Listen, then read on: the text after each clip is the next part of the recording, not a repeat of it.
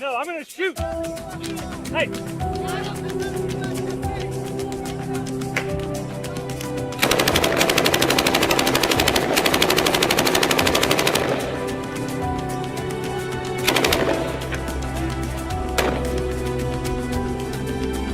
Go straight up from there. About 150 meters. You see a compound behind it. And, the right side.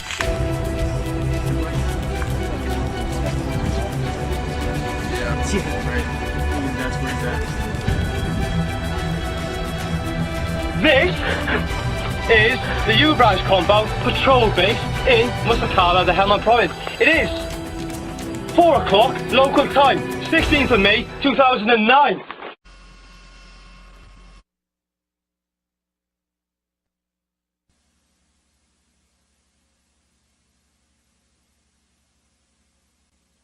In the meantime, the road to Baghdad shrouded in smoke.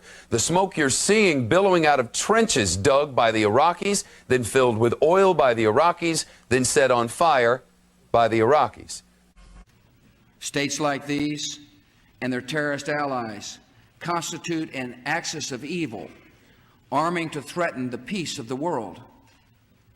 By seeking weapons of mass destruction, these regimes pose a grave and growing danger.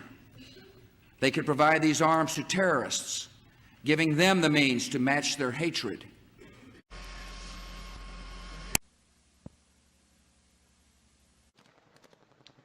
The chaos of the September 11th attacks left the United States reeling for retribution as Al-Qaeda and their Taliban allies continued to violently gesture against the U.S., taunting the nation as reports began to conclude that Al-Qaeda, with support from the Islamist Republic of Afghanistan, planned out and executed the attacks that left thousands dead. With weapon supplies being traced by the Bush administration back to Saddam Hussein's Iraq, and the Taliban-ruled Afghanistan being pinpointed by the U.S. government as an al-Qaeda base of operations, what was to become President Bush's 2002 State of the Union Axis of Evil speech set in stone the principles of what was to soon be dubbed by journalists as the Bush Doctrine, which justified the 2001 invasion of Afghanistan while also setting up the pieces to destroy Saddam Hussein's regime in Iraq in 2003. The Axis of Evil showed how Iraq was now explicitly pitted against the U.S. in a crusade against radical Islamic terrorism. Iraq, which had been crushed by the U.S.-led coalition in the 1990 Gulf War, was left in economic ruins and saw America as the destroyer of their prosperity.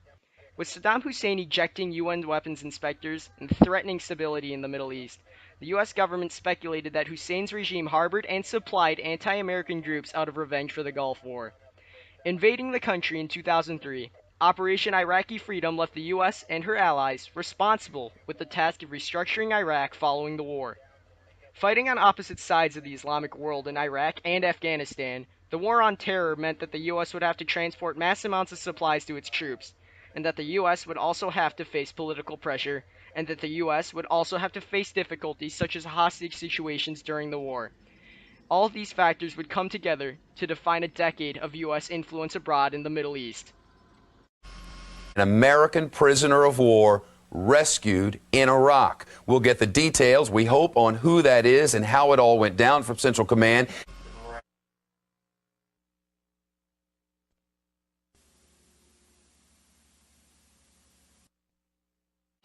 We were a diversionary attack for the rescue of Jessica Lynch. When that all happened, within the first couple, she got, forget exactly how she got separated from her unit, but she was taken hostage, and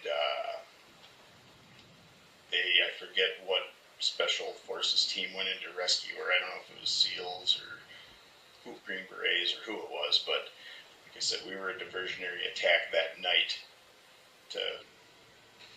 while that happened, which we didn't find out until later on, of course.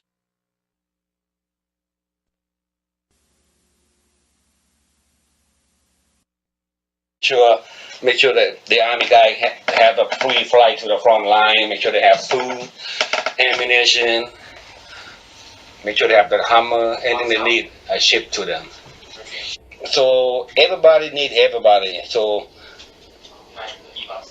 the Air Force, without the Army, we die.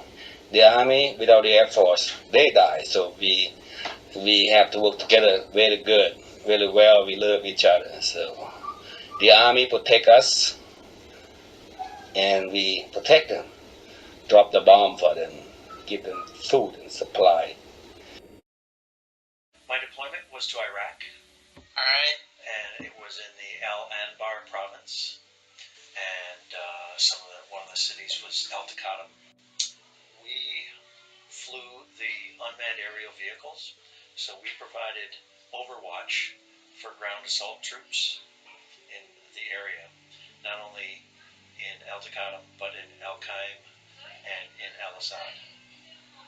Again, I felt like we made a difference. I felt like we were doing the right thing by those that were trying to, in their own country,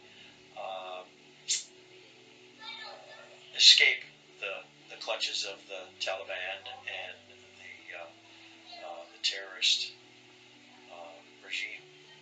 We didn't get a chance to finish. When allies align themselves with American troops or whoever their allies are, and one of those allies ends up pulling out before they can stand up on their own 2 feet, it looks like we ran out of them. I mean, we did the same thing in Vietnam, and that is irritating. It's like the political pressure or the three-headed monster, if you will, of Hollywood, higher education, universities, the media, politicians, all putting this pressure to have to end the war at all costs, get your troops back. I get it. But that leaves those folks that were trying to stand up on their own 2 feet in the lurch.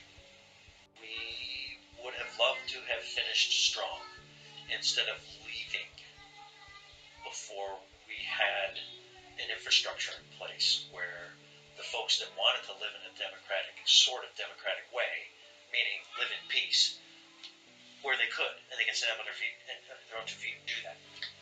And I think we left a little bit early for them to do that. So.